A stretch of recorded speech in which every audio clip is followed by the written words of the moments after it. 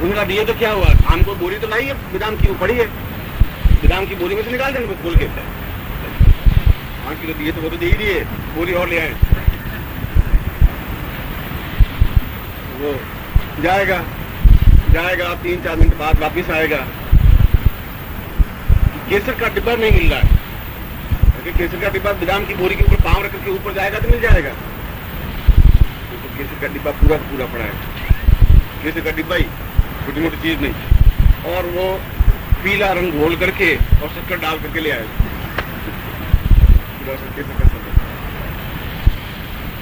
इसको रजोगुणी कहते हैं। ये रजोगुणी व्यक्ति के चिन्ह।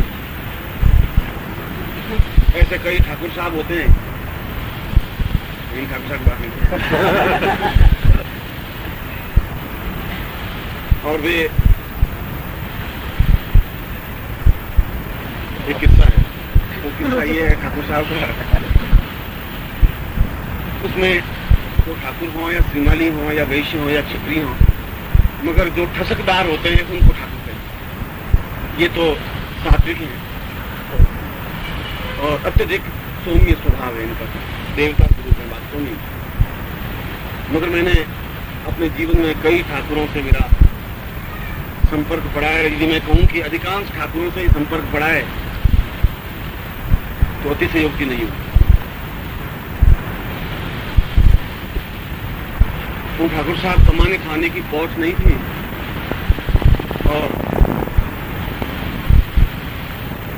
घर में उनके रोज बाजरी की जो राब बनती है, राब का मतलब सुनते हैं, बाजरी का आटा लेकर के उसमें नमक डाल करके और पानी में घोल करके गर्म करके राजस्थान में खाते हैं, इसको राब कहते हैं। और गरीबों का ये आधार है। ठाकुर साहब जब बैठक में आएंगे तो मूंछों पर वट लगा करके और 2-3 चावल मूंछों पर रख देंगे और फिर आएंगे और जूरिया कहेगा कनवारिया की हुकुम खा लो, रोक लिया तो फिर हाँ आज तो चावल बनाए थे। और 30-35 आदमी रसोड़े में भोजन कर लिया।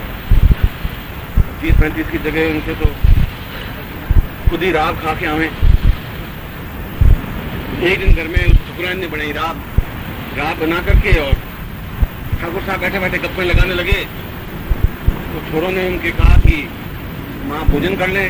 माँ ने सोचा कि तुमको भोजन कराना शुरू कर दिया तो वो भूखे रह जाएंगे, क्योंकि ये तो सभी ऊंची साधना किए हुए, इसलिए वो हांडी में जो मैंने भोजन बनाया है वो तो सब खा जाएंगे। उनका फिर पिताजी आ जाए तो फिर भोजन कर लेना।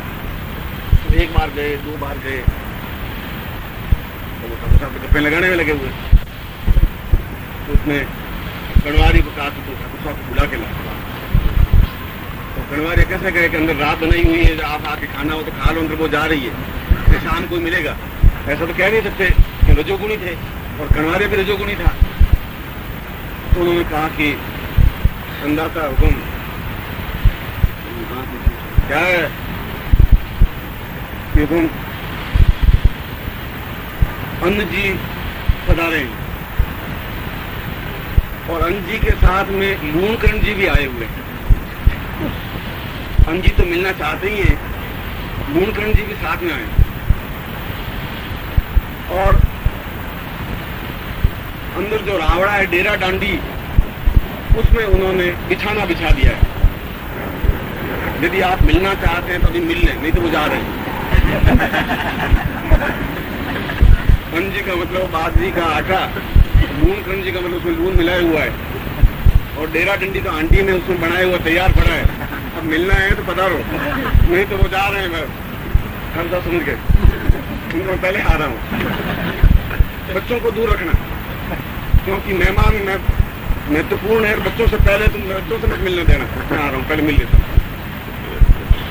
ये बातचीत की जो ठसक है यह भी रजोगुणी है। तो दूसरे प्रकार के व्यक्ति ऐसे हमारे जीवन में आप व्यस्त देखेंगे, सैकड़ों ऐसे मिलेंगे, सैकड़ों ऐसी स्त्रियां मिलेंगी जो घर में कुछ नहीं, बातें बहुत टिंगे, बहुत ऊंची आंखेंगी। ऐसे लोग पुरुष मिलेंगे, बात बहुत ऊंची उठाएंगे। तीसरे होते हैं तमोगुणी, बात बात में क्रोध प्रकट करने वाले, उत्तेजित,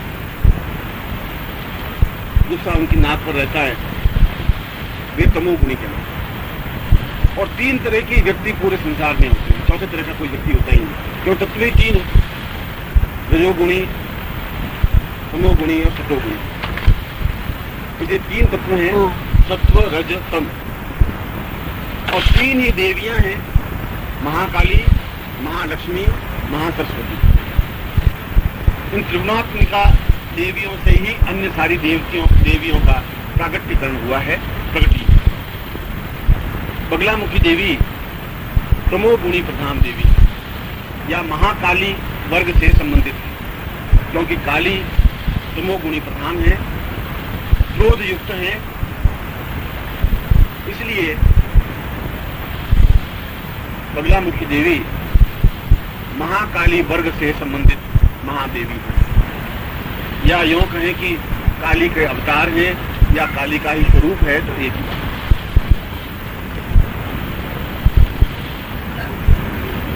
दूसरा,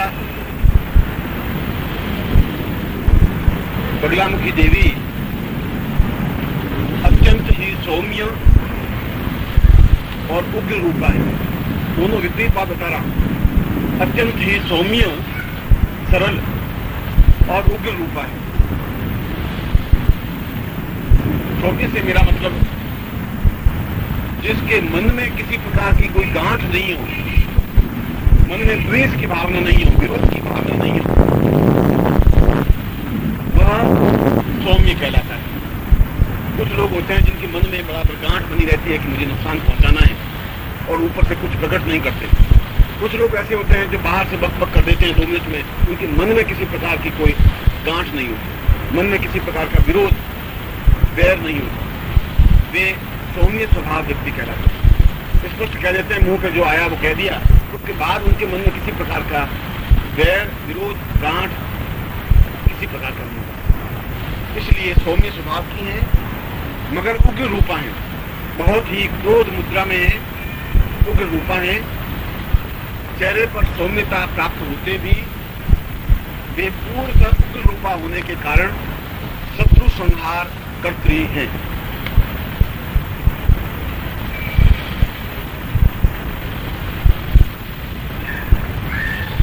चेहरा अत्यंत सौम्य है, सौम्य स्वभाव है, सरल स्वभाव है। महाकाली रूप युक्त होते हुए भी वे सात्विक, सरल और सौम्य होते हुए भी उग्र रूपा है, क्रोध मुद्रा में है, क्योंकि वे निरंतर शत्रु संहार कर्त्री हैं। जो इस प्रकार की साधना संपन्न कर लेता है वह निरंतर शत्रु संहार कर्ता बन जाता है। और वह शत्रु, जैसा कि मैंने बताया, कि जीवन की न्यूनताओं पर प्रहार करने वाला है। हर क्षण वो जागरूक रहेगा, चेष्टा युक्त रहेगा, कार्य करने में बराबर संलग्न रहेगा और अपने प्रयत्नों से, अपने कार्यों से, अपने विचारों से, अपने चिंतन से उन सारी न्यूनताओं पर सफलता प्राप्त करने में अग्रसर रहेगा। महादेवी के द्विभुजा के दाहिने हाथ में तलवार है और तलवार को मुद्गर भी कहा गया है। आपके ध्यान में जो बगलामुखी का ध्यान लिखा हुआ है उसमें भी मुद्गर वैरी जिह्वाम ऐसा लिखा है। मुद्गर शब्द, मुद्गर होता है जिसको मूसल कहते हैं। मूसल आपने देखा होगा, जिससे धान कूटते हैं। राजस्थान में, उत्तर प्रदेश में, गुजरात में धान को ओखली में रख करके जिसको कूटते हैं उसको मूसल कहते हैं। और वह मूसल किसी बगलामुखी देवी के चित्र में हाथ में मुद्गर होगा और किसी देवी के चित्र में तलवार होगी।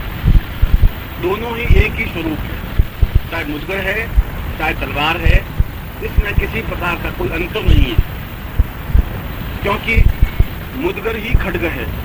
शास्त्रों में कहा है मुद्गरे ही खड्ग, मुद्गर ही खड्ग है। अगर हाथ में खड्ग है तब भी वही बात है, अगर हाथ में मुद्गर है तब भी वही बात है। इसलिए कहीं बगलामुखी के स्वरूप में यदि आप मुद्गर हाथ में देखें तो विचलित होने की जरूरत नहीं है, एक ही तात्पर्य, क्योंकि मुद्गर का अर्थ भी प्रहार करता है और खड्ग का अर्थ भी प्रहार करता है। जहां भी मुद्गर गिरेगा वह प्रहार होगा, जहां भी खड्ग गिरेगा वहां भी प्रहार होगा, क्योंकि प्रहारकर्ता को मुद्गर युक्ता और खड्ग युक्ता कहा गया है। तो मुद्गर से प्रहार करता है, जो मूसल से प्रहार करता है वह भी वैरी प्रहारकर्ता कहा गया है, और जो खड्ग से प्रहार करता है वह भी वैरी प्रहारकर्ता कहा गया है। इसलिए इस चीज को समझने की जरूरत है। इस द्वंद्व को निकालना इसलिए मुझे समझता था कि कई बार ऐसे चित्र भी जो बगलामुखी का चित्र है और हाथ में मुद्गर है, दूसरे हाथ में शत्रु की जिह्वा पकड़ी हुई है, तो उसमें कहीं कोई सोचने की जरूरत नहीं है। खड्ग भी अपने आप में मूल रूप से दाहिना प्रहार करण युक्त है, प्रहार करने वाला है, निरंतर प्रहार करने वाला है। इसलिए बगलामुखी देवी को सिद्ध करने पर अपने शत्रुओं पर निरंतर प्रहार करने में समर्थ हो पाता है।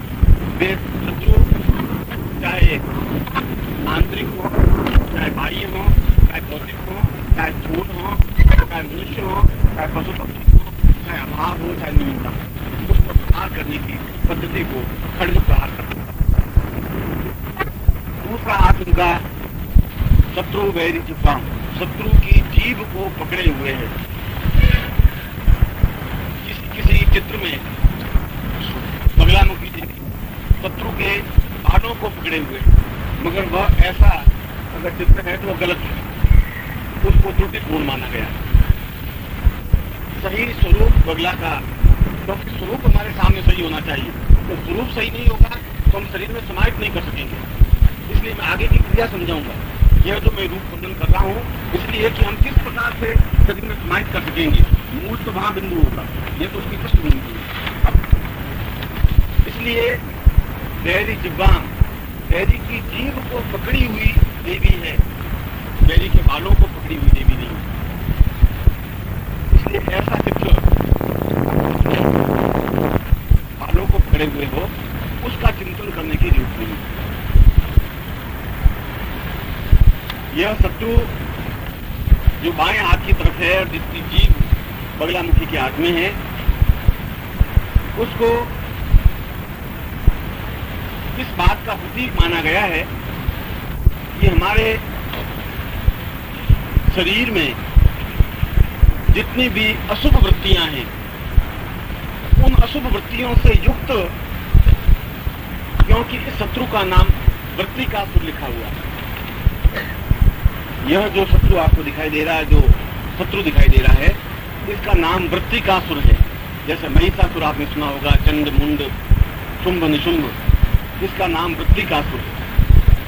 वृत्तिकासुर का तात्पर्य जितनी भी वृत्तियां हों, जितनी भी अशुभ वृत्तियां हों, उन वृत्तियों पर नियंत्रण प्राप्त करने के लिए बगलामुखी का चिंतन किया जाता है।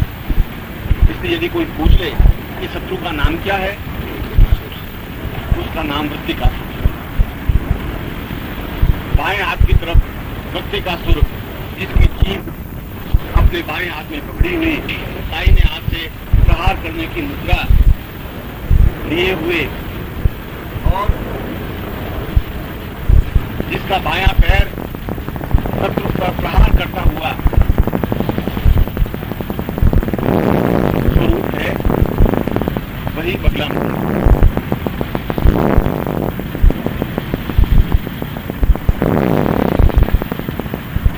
यह तो हुआ देवी के स्वरूप का चित्रण।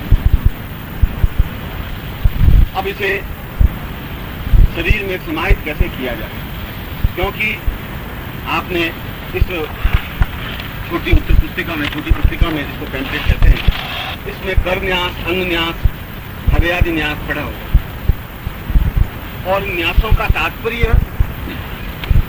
उस देवी को अपने शरीर में समाहित करने की क्रिया है। न्यास का तात्पर्य यही है। न्यास का तात्पर्य मैं उस देवी को अपने शरीर में समाहित करता हूँ वह सिर में, वह नेत्र में, वह कर्णों में, हृदय में, पाद में, पैरों में, सभी जगह समाहित हो। गुस्ताभ्याम, तर्जनीभ्याम, मध्यमाभ्याम, उंगलियों के माध्यम से भी हृदयादिन्यास, हृदयाय नमः, कंठे, मुखे, यह सारी क्रिया जो न्यास है वह मंत्र जब से पूर्व होनी आवश्यक है। हमेशा जब आप मंत्र जब प्रारंभ करें तो फिर न्यास अच्छे करें और न्यास करने के बाद ध्यान भी करें, क्योंकि मैं उस देवी को अपने शरीर में समाहित करके फिर उसके मंत्र जाप को प्रारंभ कर रहा हूं। यह एक विशेष न्यास भी है। उस विशेष न्यास को मैं आपको समझा देता हूं, जो कि प्रत्येक प्रकार की साधना के लिए उपयोगी। यूं तो बगलामुखी का करन्यास और अंगन्यास, हृदयान्यास अलग होगा, शिव का अलग होगा, गणेश का अलग होगा। यदि आपके पास गणेश